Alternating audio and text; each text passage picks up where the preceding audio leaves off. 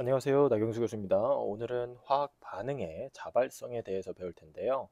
17장 챕터의 첫 번째 영상입니다. 자, 자발성이 무엇인가요?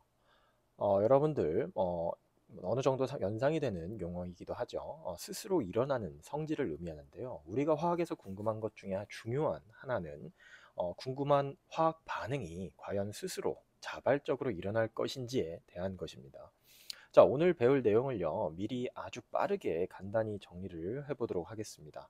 제가 여기서 미리 정리하는 개념 전개의 순서를 미리 머릿속에 기억을 하시고 다음 슬라이드부터 차근차근 따라오시면 좋을 것 같습니다.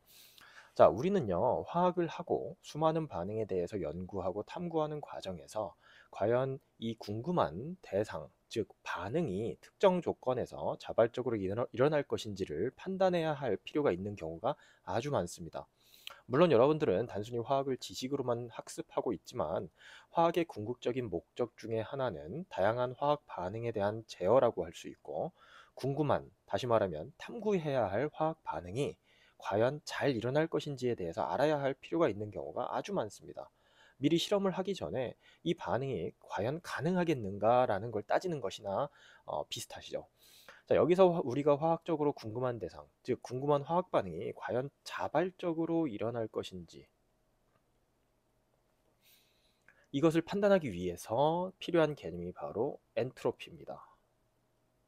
자, 오늘 배울 내용에서 가장 중요한 키워드를 간단하게 정리하면서 말씀을 드리고 있는데요.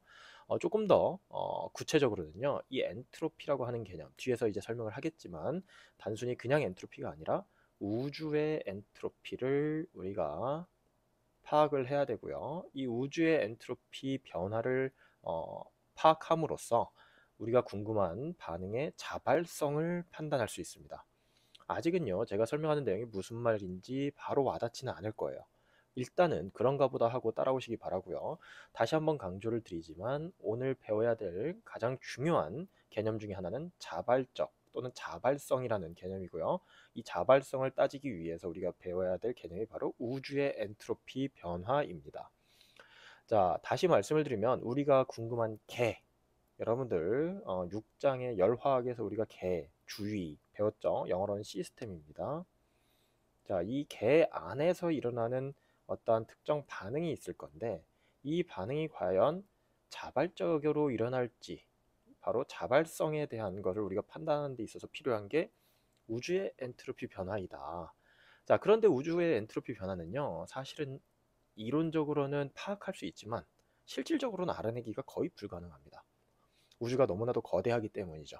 따라서 우주의 엔트로피 변화를 대신해서 궁금한 개 안에서 일어나는 반응의 자발성을 판단하기 위해서 도입되는 개념이 바로 자유에너지입니다.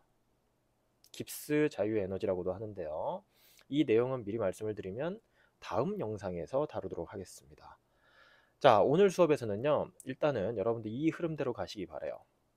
자발성이 무엇이냐, 그리고 이 자발성을 판단하기 위해서 필요한 우주의 엔트로피 변화라는 것이 무엇이냐, 이 두 가지의 질문에 대해서 답을 할 수 있다면 이번 수업은 여러분들이 꽤 성공적으로 따라왔다고 할 수가 있겠습니다. 오늘 수업은요, 뭐 특별히 계산을 하거나 이러한 예제 문제는 없고요. 개념적으로 우리가 좀 더 깊게 정리하는 과정이 있을 거라고 여러분들이 예상을 하시면서 두 번째 슬라이드로 넘어갈게요. 자, 연력학 제1법칙, 제2법칙이 중요한데요. 여러분들 일단 연력학 제1법칙이 무엇이죠? 배웠습니다. 연력학 제1법칙은 바로 에너지 보존에 관한 법칙입니다. 여러분들 챕터 6장의 1번 영상을 한번 복습하시기 바랍니다. 바로 챕터 6장이 열화학을 다루는 챕터인데요. 이 챕터에서 우리가 연력학과 관련된 기본 개념을 배웠습니다. 그때 배웠던 가장 중요한 법칙 중에 하나가 연력학 제1법칙이고, 이 연력학 제1법칙에 따르면 간단히 복습만 하고 넘어가겠습니다. 우주의 전체 에너지는 일정하고요. 일정한 값으로 고정되어 있으며 에너지는, 우주 안에서 존재하는 에너지는 새롭게 창조되거나 파괴될 수 없다라는 겁니다. 다만 새롭게 창조되거나 파괴되는 건 없이 에너지별로 다양한 형태로 전환이 가능하다. 상호 전환만 가능하다라는 거. 이때 여러분들 다양한 형태의 에너지라고 하면 여러분들이 잘 알고 있는 형태의 에너지들이 모두 해당합니다. 뭐 위치 에너지라든지 운동 에너지, 열 에너지, 화학 에너지, 전기 에너지, 마찰 에너지, 뭐 여러 가지가 있습니다. 여러 가지 유형의 에너지들이 있죠. 이러한 형태의 에너지들은 서로 상호 전환이 될 수 있으며 이 과정에서 우주 전체의 에너지적인 측면에서는 새롭게 에너지가 창조되거나 파괴되지는 않는다라는 거. 이게 바로 연력학 제1법칙입니다. 연력학 제1법칙에 대한 내용은 오늘 수업에서 딱 여기까지만 이야기하고 넘어갑니다. 그리고 오늘 배워야 될 자발성, 다시 한번 키워드를 정리할게요. 자발성과 그 다음에 엔트로피라고 하는 개념, 바로 이 두 가지 개념이 포함되어 있는 법칙이 연력학 제2법칙입니다. 자, 연력학 제2법칙을 한번 들여다보면요. 자연계의 자발적인 과정과 엔트로피 변화, 이 두 개의 개념 사이의 관계를 설명하는 법칙이 바로 연력학 제2법칙인데, 이 법칙에 따르면요, 자연계에서 일어나는 모든 자발적인 과정은 우주 전체의 엔트로피가 증가하는 방향으로 진행된다라고 하는 것이 바로 연력학 제2법칙입니다. 이때 우주는요, 여러분들 열화학에서 배웠었던 개와 주위를 모두 합한 것입니다. 기억나시죠? 이때 잠깐 복습을 하면 개는 무엇이냐면요, 간단하게 말씀을 드리면 우리가 실험실에서 어떤 핫플레이트 위에서 어떤 삼각 플라스크에다가 뭔가를 담아 놓고 화학 반응을 일으킵니다. 그리고 이 바로 궁금한 이 화학 반응이라는 그 제한된 공간을 우리는 개라고 하죠. 영어로는 시스템. 그리고 이 개에서 물질이나 열의 출입이 어떻게 되느냐에 따라서 뭐 고립계, 열린 개, 닫힌 개, 이런 식으로 개를 또 분류해서 설명하기도 했습니다. 기억나시죠? 그리고 이 개를 중심으로 개를 제외한 바깥, 우주에서 이 개를 제외한 나머지 바깥은 주입니다. 기억나시죠? 자, 이게 바로 개와 주의에 대한 개념을 다시 한번 복습을 한 거고요. 우주에서 특정 대상, 관심 대상인 개를 제외한 나머지가 바로 모두 주의라고 하는 거, 이 부분 기억하시고요. 자, 개와 주의에 대한 열의 출입은 우리가 6장에서 다루었는데, 연력학 제2법칙에서 중요한 개념이 나타나는데, 바로 우주의 엔트로피 변화와 반응의 자발성이라고 하는 용어입니다. 이 두 개념을 차근차근 짚어볼게요. 자, 두 가지 개념을 순서대로 한번 정리해 보겠습니다. 일단 자발적이다라는 것에 대해서 한번 짚어볼게요. 여러분들이 이제 상식적으로 떠오를 수 있는 그러한 뜻인데요. 화학적으로 잘 들여다보면 어떤 과정이 외부 간섭 없이 일어나는 과정, 그런 과정을 우리는 자발적인 과정이라고 하고, 영어로는 spontaneous process라고 합니다. 이와 반대되는 과정은 비자발적이라고 해서 영어로는 앞에다가 non이라고 하는 접두사를 붙여서 non-spontaneous process라고 합니다. 자, 이러한 프로세스를 이제 비자발적이라고 하죠. 자, 어떠한 것들이 자발적인 과정이냐? 사실은요, 이 자발적인 과정은 일상생활과 자연 속에서 쉽게 찾을 수 있습니다. 그러나 우리가 이제 어떠한 자발적인 과정이라고 할지라도 이 속도가 너무 느리면 우리가 눈으로 감지하지 못하는 경우도 아주 많아요. 그런데 여러분들이 기억해야 될 게 뭐냐면, 어떠한 과정이 자발적이다라고 해서 속도하고는 아무 상관이 없다라고 합니다. 무슨 말이냐면, 속도로는 굉장히 빠를 수도 있고 눈으로 변화를 관찰할 수 없을 정도로 느릴 수도 있습니다. 그러나 어떠한 과정이 외부 간섭 없이 느리게라도 일어나는 과정이다, 그러면 자발적이다라고 이야기를 하는 거예요. 예를 들어서요, 우리가 실생활에서 또는 자연 속에서 찾을 수 있는 예를 제가 몇 가지를 정리해 봤는데, 몇 가지만 간단하게 설명을 해보면, 경사로 위에 공이 있습니다. 약간 뭐 비스듬하게 이렇게 제가 빗면을 만들고 빗면 위에 공이 있습니다. 이 공을 여러분들이 손으로 잡고 있지 않는 한 어떻게 되나요? 이 공은 떼굴떼굴떼굴 굴러가겠죠. 스스로 굴러갑니다. 맞죠? 이러한 과정, 바로 공을 고정해서 잡고 있지 않는 한 공이 스스로 굴러가는 과정, 이러한 것들을 우리가 자발적인 과정이라고 하죠. 근데 반대로 공이 이 바닥에, 평탄한 바닥에 공이 머물러 있습니다. 자, 이 공이 스스로 가만히 놔두면 위로 올라가나요? 외부에서 이 공을 밀어서 올려보내지 않는 이상, 즉 우리가 외부에서 직접적으로 간섭하지 않는 이상 이 공은 스스로 올라가지 않습니다. 이러한 과정을 우리는 비자발적 과정이라고 합니다. 이해되시죠? 어떠한 하나의 방향으로 일어나는 과정이 자발적이면요, 그 방향으로 일어나는 거에 반대 방향은 비자발적입니다. 기억하시기 바랍니다. 자, 또 한 가지 예를 들어서 보면 뭐 기체는 용기 속에 균일하게 자발적으로 분포되지만 용기의 일부분에만 전체 기체가 모아지는 것은 비자발적이다. 뭐 무슨 뜻일까요? 예를 들어서 조금 더 실생활 속에서 적용해서 들여다보면요, 여러분들 그냥 강의실 안에 굉장히 넓은 강의실이 있습니다. 뭐 한 5, 60명 들어간다고 합시다. 강의실 안에 이쪽 코너에다가 여러분들 향기 나는 뭐 디퓨저 같은 거를 꽂아놨어요. 막대기 꽂아가지고 향기 잘 나라고. 자, 꽂아놨습니다. 그러면 이게 향기가 퍼져나갑니다. 이 강의실 공간 안으로 퍼져나가겠죠. 스스로 퍼져나갑니다. 시간이 좀 걸릴 수 있어요. 이 디퓨저에 지금 현재 처해져 있는 온도가 높으냐 낮으냐에 따라서 확산 속도가 달라지기 때문에 조금 차이는 있을 수 있으나, 어쨌든 이 디퓨저에서 방출되는 그 향기로운 기체 분자들이 스스로 퍼져나갑니다. 이게 바로 자발적인 거죠. 그런데 이 기체들이 알아서 스스로 무슨 램프의 알라딘처럼 알라딘이 램프 속으로 스스로 들어가듯이 이게 이쪽에 디퓨저 쪽으로 다 몰려서 한쪽 코너에 모일 수 있느냐? 그건 아니라는 거죠. 그러한 과정은 비자발적이라는 거죠.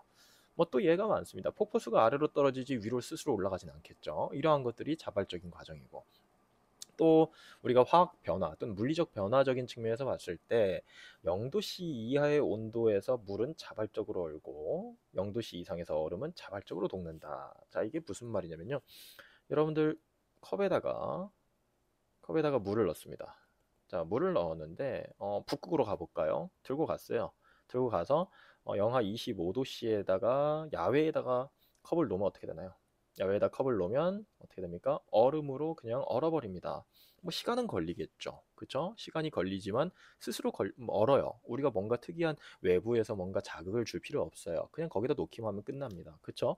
그런데 얼었던 얼음을 여러분들이 실내 온도 20도에 실내로 가지고 옵니다.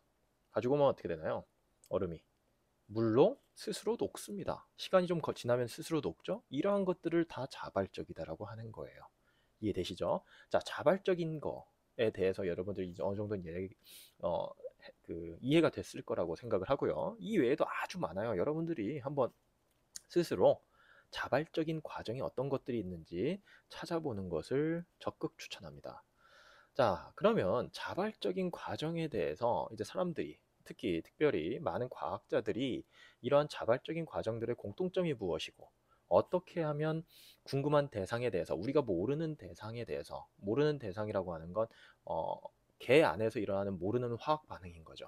이러한 화학 반응들이 자발적인지 비자발적인지에 대해서 어떻게 하면 판단할 수 있을까? 이걸 연구를 해왔던 거예요. 오랜 시간 연구를 해왔고, 초기에 과학자들은 이런 생각을 했대요. 발열 반응이면 자발적이구나 라고 생각했었던 적이 있습니다. 자, 그렇다면 발열 과정이 자발적인 과정인가? 라고 제가 질문을 던졌는데, 초기에 과학자들은 이런 생각을 했던 거예요. 왜냐하면 화학 변화가 일어나면서 발열이 일어난다라는 건 반응물에 비해서 생성물의 에너지가 더 낮은 상태가 된다라는 거죠. 여러분들 에너지 다이어그램을 보면 반응물의 준위가 여기 있고요. 반응이 일어나면서 생성물의 에너지가 좀 더 낮은 상태. 자, 이런 상태가 우리가 바로 발열 반응이라고 하죠. 우리가 엔탈피의 개념으로 이야기를 하면 델타 H라고 기호를 쓰죠. 열의 출입을 이야기하는 엔탈피의 개념을 도입해서 설명을 하면 발열 반응에서 델타 H는 어떻게 되나요? 0보다 작죠.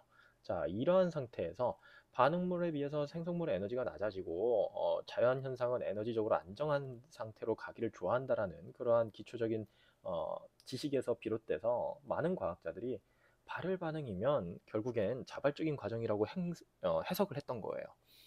자, 그런데 여러 가지 상황에 대해서 발열 과정을 들여다보고 이게 자발적인지 아닌지를 판단하는 과정에서 꼭 그렇지만은 않다라는 것을, 예외적인 상황을 발견한 거죠. 다시 말하면 열의 출입만 가지고 자발적인 과정인지를 판단하는 것이 한계가 있다라는 걸 발견합니다. 바로 간단한 예 중에 하나는 얼음입니다. 자, 얼음이요. 앞에서도 이 말씀을 드렸지만 영하 25도씨로 냉각시켜서 물을 냉각시켜서 얼린 얼음이 있습니다. 그런데 자, 얼음을 얼음을 예를 들어서 20도 이상의 실내에다 넣으면 어떻게 돼요? 얘가 스스로 물로 녹습니다. 리퀴드 상태의 물로 스스로 녹아요. 자발적인 과정이에요. 앞에서도 말씀을 드렸습니다. 자발적인 과정인데, 그런데 이 과정에서 과연 발열 반응인지를 생각해 보시죠. 실제로는 발열이 아닙니다. 얼음이 열을 흡수합니다. 흡수해야 물로 녹아 들어가는 거죠. 자, 이것만 봐도 열 에너지의 출입만 가지고는 자발적인 과정인지 판단하는 것이 불가능하구나라는 이론의 수정이 들어가는 거죠.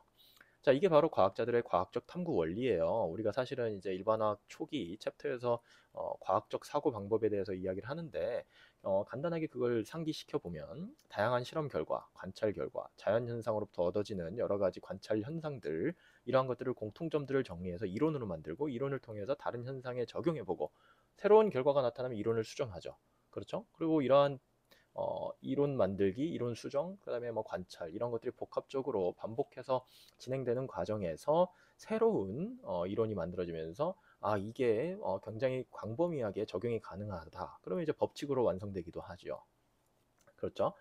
자, 그래서 예외적인 상황을 발견하니까 자, 열의 출입만 가지고는 그 반응의 자발성을 판단할 수가 없다라는 것을 발견하고 나서 과학자들이 어떻게 했겠습니까? 다른 시각으로 관찰하고 분석하고 연구하면서 과연 자발적인 과정의 공통점은 무엇인지를 더 탐구했던 겁니다. 그래서 도입된 개념이 바로 엔트로피입니다. 자, 엔트로피는 바로 다음 슬라이드에서 다시 한번 정리를 할 텐데요. 이 엔트로피 개념을 통해서 정리된 법칙이 바로 연력학 제2법칙이고, 앞서 언급했던 연력학 제2법칙을 다시 정리하자면, 자연계에서 일어나는 모든 자발적인 과정은 우주 전체의 엔트로피가 증가하는 방향으로 진행된다라는 것이 바로 법칙으로 정리된 게 연력학 제2법칙이에요. 이게 바로 사실입니다. 자, 여기서 우주는 개와 주위를 합한 전체라고 이야기를 앞서서 했었죠. 그리고 이때 우리가 궁금한 대상인 개에서 일어나는 화학 반응이 자발적이다라고 판단할 수 있으려면 우주 전체의 엔트로피가 0보다 큰 상태, 증가하는 방향으로 변화해야만 한다라는 거. 이게 바로 연력학 제2법칙의 주된 내용입니다. 자, 계속 이어서 나가볼게요. 여러분들은 지금 우리가 궁금한 시스템, 즉 개 안에서 일어나는 화학 반응이 자발적인지를 알아내는 방법에 대해서 배우고 있습니다. 자, 자발성을 파악하기 위해서는 우주의 엔트로피 변화를 알아야 한다는 것을 배우고 있어요. 여러분들 연력학 제2법칙의 핵심은 바로 우주의 엔트로피 변화를 통한 자발성, 어떠한 개 안에서 일어나는 화학 반응의 자발성 판단을 도와주는 법칙이 바로 연력학제 법칙입니다. 자, 그러면 자발성에 대한 개념은 분명히 여러분들 잡았을 거고요. 이제 우리는 우주 엔트로피가 무엇인지에 대해서 배워볼 겁니다. 자, 엔트로피. 자, 엔트로피는요. 정의상으로는 이렇습니다. 개가 에너지를 가질 수 있는 가능한 방법 중 현재 개의 에너지가 얼마나 분산되어 존재하는지를 나타내는 척도라고 되어 있습니다. 무슨 말인지 모르시죠? 어렵습니다. 이해하기가 어려울 거예요. 사실은 여러분들이 일반화학을 마무리하고 물리학 수업으로 이제 전공 수업으로 들어가면 엔트로피에 대해서 더 구체적으로 배우게 되고요. 여기서는 일반화학 수준에서 너무 깊게 들어가지는 않겠습니다. 다만 여러분들이 가지고 있는 일반화학 교재를 보면요. 가지고 있는 그 일반학 책에 이러한 개념들이 꽤 있어요. 미시적 상태의 개수, 위치적 확률, 뭐 이러한 개념들이 일반학에서 그나마 엔트로피를 조금이라도 설명하기 위해서 도입된 개념이라고 할 수 있는데, 이 미시적 상태의 개수가 클수록 엔트로피가 크다고 이야기하면서 볼츠만 식이라고 하는 그 S는 KLNW라고 하는 식으로 엔트로피 값을 정의하는 식도 정리된 일반학 교재들도 있습니다. 뭐 레이먼드 창의 일반학에서도 정리된 것으로 알고 있는데요. 여기에서는요. 이 조금 복잡해 보이는 엔트로피를 단순하게만 정리하고 넘어가겠습니다. 간단하게 말씀을 드리면요. 여러분들 다 잊어먹어도 이거 하나는 일단 기억하고 가십시오. 엔트로피는 분자의 무질서도를 나타내는 척도이다. 이것만이라도 여러분들 꼭 기억하시기 바랍니다. 자, 무질서도. 무질서도는 뭐예요? 분자들이 얼마나 무질서하게 있느냐를 이야기하는 것입니다. 무질서 할수록 엔트로피가 큽니다. 이걸 머릿속에 기억하세요. 반대로 분자들이 좀 더 질서정연하게 배열되어 있을수록 엔트로피는 작다고 이야기를 합니다. 실제로 그 엔트로피를 나타내는 정의하는 식에 보면 S는 KLNW에서 K는 볼츠만 상수입니다. 그리고 이때 W 값이 있는데 이 W가 바로 미시적 상태의 개수를 의미합니다. 미시적 상태의 총 개수가 많으면 많을수록 무질서도가 높은 거예요. 무질서도가 높으면 엔트로피 값이 큰 거예요. 자, 이 정도만 여러분들 기억하시면 좋겠고요. 무질서도가 과연 무엇을 의미하느냐? 예를 들어서요. 물질의 세 가지 상을 비유해서 말씀을 드리면 어떠한 한 화합물이 어떠한 한 물질이라고 하시죠. 물질이나 화합물이나 뭐 그렇게 크게 다른 개념은 아닌데 고체, 액체, 기체로 상변화를 일으키면요. 그 화합물의 엔트로피는 더욱 증가한다고 할 수 있습니다. 무슨 뜻이냐면요. 여러분들 물질의 세 가지 상의 성질을 배울 때 고체, 액체, 기체로 변화하면서 어떤가요? 여러분들 머릿속에 떠오르는 성질, 각각의 상들의 그 성질의 차이를 여러분들 기억하시죠? 고체의 경우에는 입자들 사이에, 그러니까 물질들 사이의 거리가 가까워지면서 조금 더 상대적으로 액체나 기체에 비해서 입자들이 규칙적으로 배열되어 있다라고 설명을 합니다. 굳어 있는 거죠. 그런데 얘가 액체로 가면 입자들 사이의 거리가 조금 더 멀어지면서 입자들의 움직임도 조금 더 활발한 상태가 되고요. 액체가 기체로 가면 어떻게 되나요? 훨씬 더 입자들 사이에, 그러니까 물질들 사이에 거리가 더 멀어지면서 물질들이 훨씬 더 자유분방하게 움직입니다. 다시 말씀드리면 언제가 어떤 물질이 어떤 상일 때가 무질서도가 더 높을까요? 더 무질서도는 더 낮을까요? 다시 말씀을 드리면 고체 상태가 무질서도가 낮습니다. 기체 상태는 무질서도가 어때요? 높습니다. 따라서 하이 엔트로피가 바로 기체 상태고요. 로우 엔트로피 상태가 바로 고체 상태입니다. 이해되셨죠? 자, 물질의 상을 가지고 제가 엔트로피를 적용해서 엔트로피가 크다, 어떤 상태가 큰지, 어떤 상태가 적은지, 작은지를 한번 여러분들이 이해하기 쉽게 설명하려고 설명을 드려본 겁니다. 자, 엔트로피는 다시 한번 말씀을 드리지만 볼츠만 상수와 미시 상태의 개수로부터 구할 수 있는데 여러분들 일반학 교재에서는 미시 상태의 개수를 뭐 설명해서 개수를 파악하고 뭐 엔트로피를 구하는 과정이 포함되어 있는 교재도 있으나 여기에서는 제가 수업에서는 다루지 않도록 하겠습니다. 이 내용은 물리학 전공 강의를 통해서 더 자세히 배우는 것을 추천하고 여기서는 다시 한번 강조하지만 엔트로피는 결국에 분자의 무질서도를 설명하는 척도이다라는 거, 이 정도 의미는 꼭 기억해 놓기 바랍니다. 그러면 다시 연력학 제2법칙으로 돌아오겠습니다.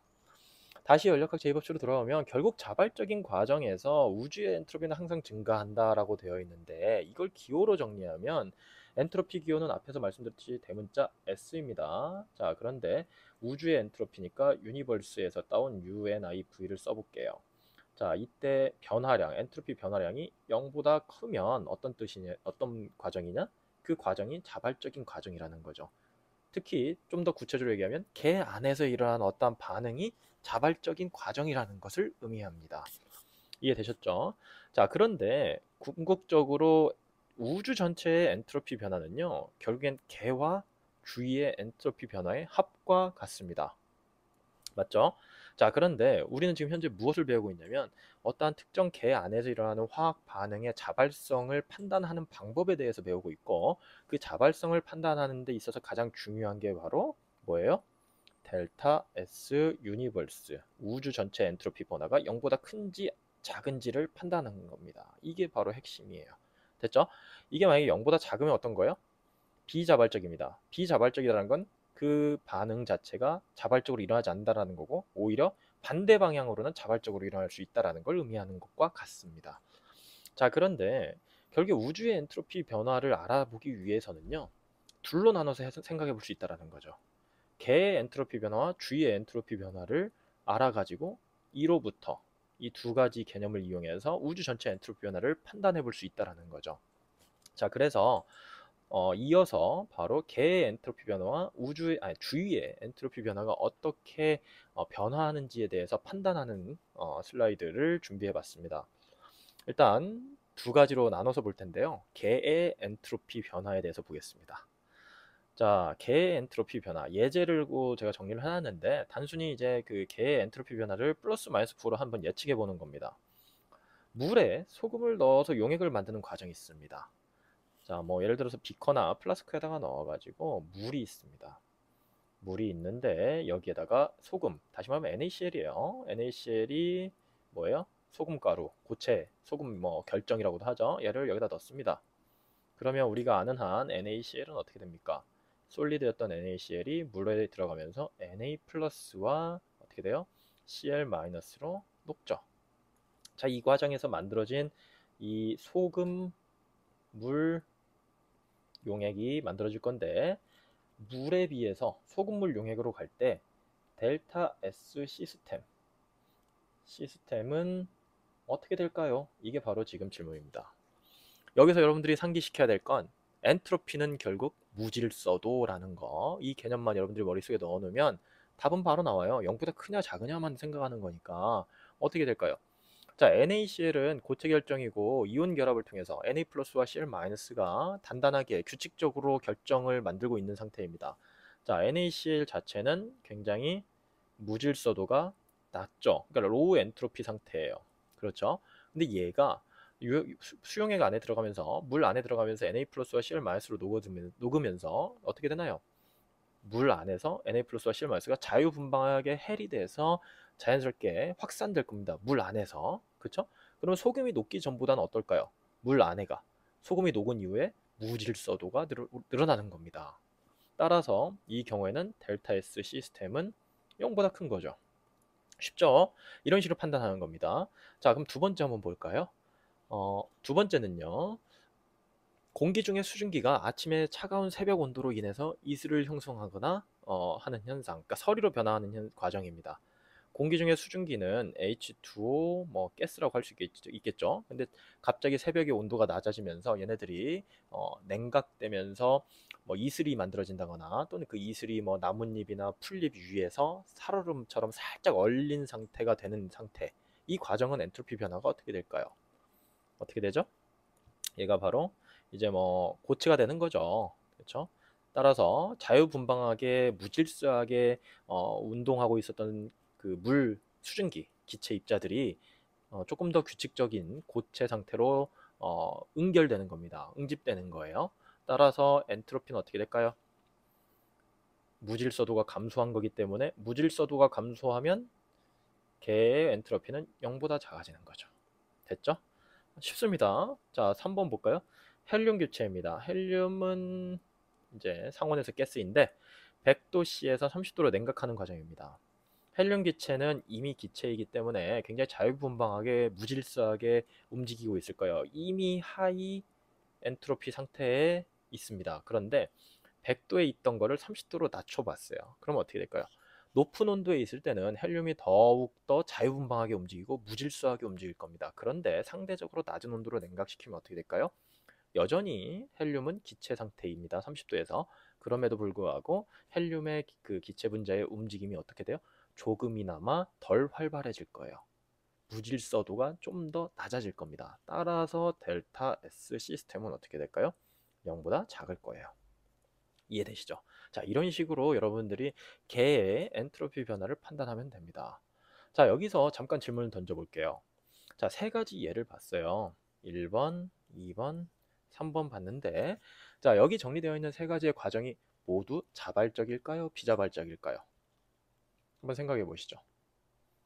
참고로 세 가지 그 변화에 대해서 엔트로피 변화를 보면 1번의 그 시스템, 물에 소금이 녹아지는 과정이죠. 그때는 그 개의 엔트로피 변화가 0보다 크고요. 2번, 3번은 개의 엔트로피 변화가 다 0보다 작은 상태입니다. 어떤가요? 자발성을 어떻게 여러분들 판단할 수 있나요? 결론을 말씀을 드리면 불가능합니다. 왜 그럴까요? 자발성을 판단하는 건 오로지 개의 엔트로피 변화가 아니라 우주의 엔트로피 변화를 가지고 판단해야 됩니다. 델타 S 유니버스가 0보다 큰지 여부로 판단하는 거예요. 델타 S 시스템이 얘가 0보다 큰지 0보다 작은지를 가지고 판단하는 게 아니라는 겁니다. 이해되셨죠? 자, 따라서 결국에는 델타 S 유니버스 우주 전체의 엔트로피 변화를 알기 위해서는 시스템의 엔트로피 변화는 분명 판단을 했습니다. 지금 예제를 통해서 판단해봤죠. 그러면 주변의 주위의 엔트로피 변화를 판단하는 방법을 한번 배워보도록 하겠습니다. 자, 주위의 엔트로피 변화는요, 사실 자발성에 대한 온도의 영향과 연계지어서 설명을 할 수가 있는데, 여기서도 역시 여러분들 엔트로피는 결국 무질서도를 의미한다는 점 계속 머릿속에서 넣어놓고 생각하세요. 자, 한번 생각해 봅시다. 화학 반응이 일어나는 플라스크가 하나 있습니다. 개죠. 결국엔 시스템입니다. 플라스크, 삼각 플라스크라고 할게요. 삼각 플라스크가 있는데 여기에서 뭔가 반응이 일어나고 있습니다. 이게 바로 시스템이에요. 됐죠? 그리고 주변이 바로 서라운딩입니다. 주위. 됐죠? 자, 이 상태에서 만약에 개 안에서 일어나는 화학 반응이 발열 반응이면 어떻게 될까요? 개와 주위의 온도는 고정합니다. T는 고정시킨 상태에서 반응을 시키는데 개로부터 열 에너지가 방출되고 있습니다. 열 에너지가 주위로 방출되는 그러한 상태. 발열 반응이면 어떻게 되나요? 발열 반응이면 주위의 엔트로피 변화 어떻게 될까요? 개에서 전달된 열 에너지로 인해서 주위는 어떻게 되죠? 이 주위는 주위에 존재하는 물질들의 운동이 증가합니다. 왜 그럴까요? 개에서 지금 열 에너지가 밖으로 방출됐잖아요. 그렇죠? 그러면 운동 에너지가 높아지기 때문에 결국에 주위에 존재하는 물질들의 운동이 활발해짐으로 인해서 무질서도가 증가합니다. 맞죠? 뭐 간단하게 뭐 비유를 들자면 주위에 존재하는 뭐 기체 또는 뭐 원자, 분자 여러 가지 물질들이 있을 텐데 그 기체 뭐 예를 들어서 공기라고 해도 상관없고요. 이 공기가 냉각됐을 때에 비해서 좀 더 높은 온도로 가열되면 어떻게 되나요? 자유분방하게 움직임이 활발해지기 때문에 기체가 가진 엔트로피는 더 크게 증가할 겁니다. 그로 인해서 주위가 가진 엔트로피는 더 증가할 거예요. 결국에는 델타 S 서라운딩이라고 하는 값이 0보다 큰 상태가 만들어지는 거죠. 자, 개가 발열 과정이면 일정 온도 상태에서 발열 과정이면 델타 S 서라운딩은 0보다 크게 될 겁니다. 이해됐죠? 그런데 여기서 개가 흡열 과정이면 어떻게 될까요? 개가 흡열 과정 역시 온도는 고정해 놨습니다. 흡열 과정이면 어떻게 돼요? 흡열 과정이면 이제 반대로 주위에 있는 열 에너지를 어떻게 돼요? 개로 흡수시키는 거죠. 그렇죠? 그럼 주위의 열 에너지가 감소됨으로 인해서 주위에서 차지하고 있었던 뭐 물질들의 운동 에너지는 더 낮아질 거고 그로 인해서 물질의 운동이 둔해지기 때문에 무질서도는 오히려 감소할 겁니다. 조금 더 질서 정연해진다는 거죠. 가만히 있는 상태가 더 많아지기 때문에. 따라서 결국에 엔트로피 변화는 어떻게 돼요? 델타 S 서라운딩은 0보다 작을 겁니다. 됐죠? 자, 이 정도는 여러분들이 이해할 수 있을 거예요. 자, 그런데 제가 지금 이 발열 과정과 흡열 과정에 대해서 설명을 할 때 일정 온도, T를 고정하고 이야기를 해봤습니다. 됐죠? 자, 그런데 만약에 온도를 바뀌면 어떻게 할까요? 온도를 바꾸면. 온도가 변화하면 그때 주위의 엔트로피 변화는 과연 어떻게 영향을 받을까요? 만약 개 안에서 발열 반응이 일어나고 있는데, 자, 제가 불필요한 걸 좀 지우고 넉넉하게 있는 그림에서 한번 설명을 해볼게요. 첫 번째, 자, 그냥 발열 과정만 한번 생각하겠습니다. 개에서 발열 과정입니다. 시스템에서는 발열 과정이 일어나는데 두 가지로 나눠서 한번 보도록 하겠습니다. 첫 번째, 로우 템퍼러처 때. 두 번째는 하이 템퍼러처 때를 보겠습니다. 자, 낮은 온도 상태와 높은 온도 상태에서 개에서 발열 과정이 일어날 때는 어떤 차이가 일어나냐? 그러니까 결국엔 주위의 엔트로피 변화가 어떻게 되느냐라는 걸 미리 판단해 보는 겁니다. 어떻게 될까요? 결론부터 말씀을 드리면요. 주위의 온도가 이미 높은 상태. 자, 하이 템퍼러처부터 먼저 말씀을 드릴게요. 이게 더 설명하기에 순서가 맞는 것 같습니다. 자, 하이 템퍼러처 상황에서 자, 개가 있습니다. 시스템이 있는데 여기에서 주위로 어떻게 돼요? 열 에너지를 방출합니다. 그러면 서라운딩, 주위는 어떻게 될까요? 엔트로피가 증가할 겁니다. 그런데 주위의 온도가 이미 높은 상태에서 개에서 에너지가 방출되는 거에 비하면 주위의 온도가 매우 낮은 상태에 비한 것보다는 엔트로피 변화가 어떨까요? 작습니다. 이거를 간단하게 비유를 들면요, 이런 겁니다. 여러분들이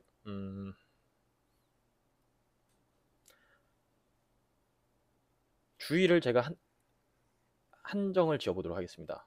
강의실이 있어요. 아주 추운, 굉장히 추운, 온도가 낮은 상태입니다. 아주 추운 겨울에 그 가운데, 강의실 가운데다가 조그만한 난로를 피웠습니다. 조그만한 난로, 아주 조그만한 난로. 그러면 이 난로로 인해서 주변이 훈훈해지는 효과가 매우 큽니다. 그런데 아주 더운 여름에는요, 이 난로, 조그만한 난로, 똑같은 크기입니다. 난로를 여기다가 조그만한 거를 놓아도 얘가 발열돼서 나가는 양은 똑같지만 주위가 생각하는 엔트로피 변화는 작다라는 거예요.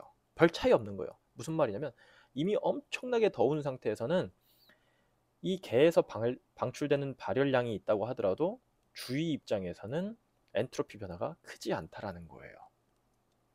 이해되셨죠? 그에 비해서 온도가 이미 낮은 상태에서는 조그만한 난로에서 방출되는 열량만 가지고도 주위의 엔트로피 변화는 클 수가 있다라는 겁니다. 다시 말하면 주위의 온도에 주위의 엔트로피 변화량이 반비례하는 거예요. 열의 출입량과 주위의 온도, 그리고 이것들이 주위의 엔트로피 변화에 어떻게 의존하는지를 식으로 정리한 것이 바로 이 식입니다. 델타 S 서라운딩은 마이너스 T분의 델타 H 시스템이라고 되어 있는데요. 이게 바로 그 주위의 엔트로피 변화에 의존하는 온도의 영향과 그 다음에 엔탈피의 영향을 보여주는 식이라고 할 수 있습니다. 자, 이 식을 한번 해석해 볼게요. 여러분들 조금 이해가 좀 어려울 수도 있는데 이 식을 해석해 보면 조금 와닿을 수 있습니다.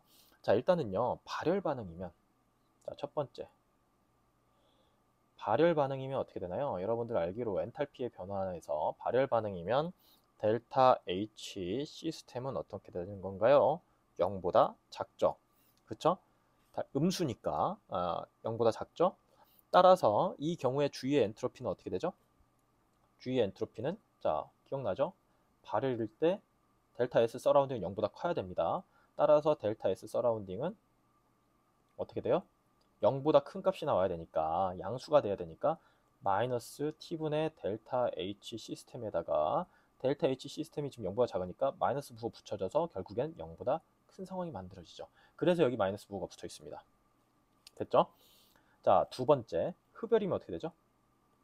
흡열이면 델타 h 시스템은 결국엔 어떻게 해요? 0보다 큽니다. 따라서 델타 s 서라운딩은 어떻게 되죠? 결국엔 마이너스 t분의 델타 h 시스템에서 이 분자가 0보다 크기 때문에 마이너스 부호를 붙여서 0보다 작은 상태가 되는 거죠. 그래서 주위의 엔트로피 변화는 0보다 작은 상태가 됩니다. 바로 앞에서 해석했던 방식이랑 똑같죠. 그런데 이때 온도에 반비례합니다. 주위가 처해져 있는 온도에 반비례해요. 다시 말하면 주위가 이미 아주 높은 온도에 처해져 있으면 방출되는 열량이 발열 반응이라고 하더라도 그 엔트로피 변화가 그리 크진 않다라는 걸 의미합니다.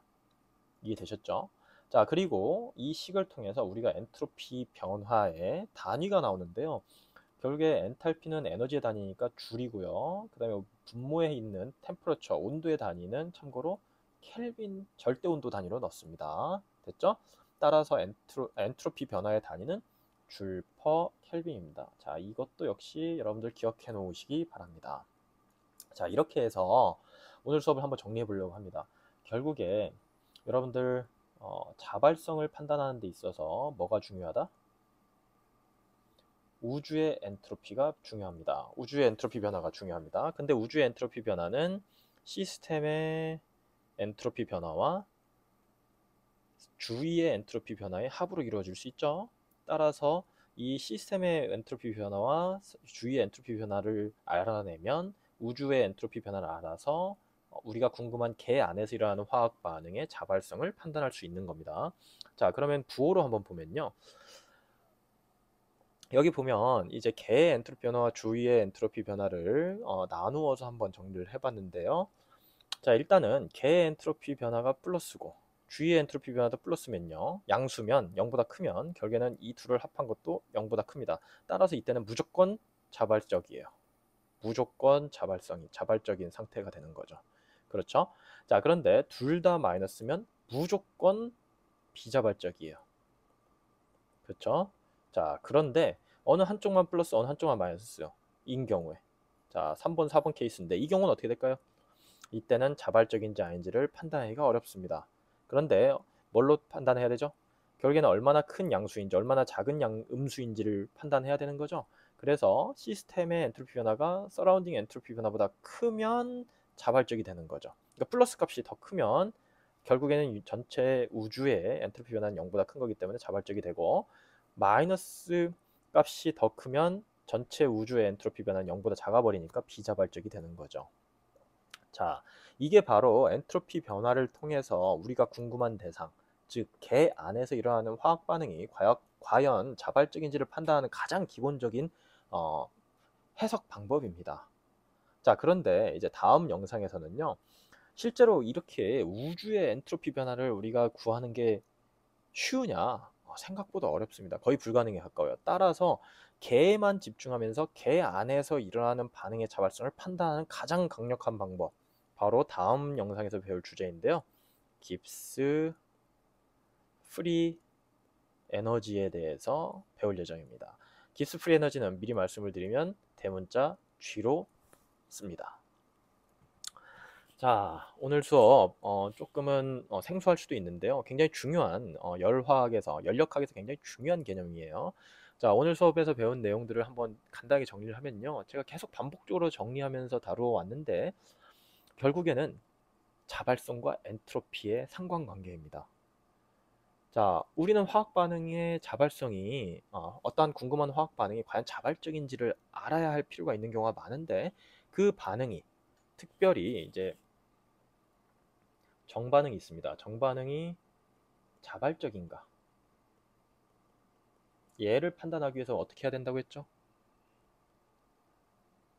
연력학 제2법칙을 이용해서 우주의 전체 엔트로피 변화가 0보다 큰지를 판단을 해야 되는 겁니다. 이해되시죠? 자, 그런데 우주의 엔트로피 변화는 결국엔 뭐였어요? 개의 엔트로피 변화와 주변의 엔트로피 변화의 합입니다. 따라서 이 각각의 엔트로피 변화량을 알아서 얘를 더해서 전체 엔트로피 변화, 우주 전체 엔트로피 변화를 알아가지고 이게 0보다 크면 개 안에서 일어나는 화학 반응은 자발적이구나 라고 해석할 수 있는 거죠. 그런데 이 방법은 우주 전체를 다루어야 한다는 측면에서 실질적으로 불가능하고요. 개에만 집중한 새로운 개념과 방법이 이제 다음 시간에 배울 깁스 자유에너지라고 하는 거고요. 깁스의 자유에너지에 대해서 미리 예고를 해드리면 델타 G라고 정의하면서 델타 G는 델타 H T 델타 S로 정의하는 식입니다. 자, 여기서요, 여러분들 아래 첨자를 보통 안 쓰면요, 여러분들 기억나실지 모르겠는데 아래 첨자, 다시 말하면 여기 시스템 또는 서라운딩 또는 유니버스와 같은 이런 아래 첨자 있죠? 이거를 안 쓰면요, 여러분들 그냥 개라고 항상 생각하시면 됩니다. 여기 안 써 있으면 개라고 생각하시면 돼요. 시스템에 해당하는 거예요.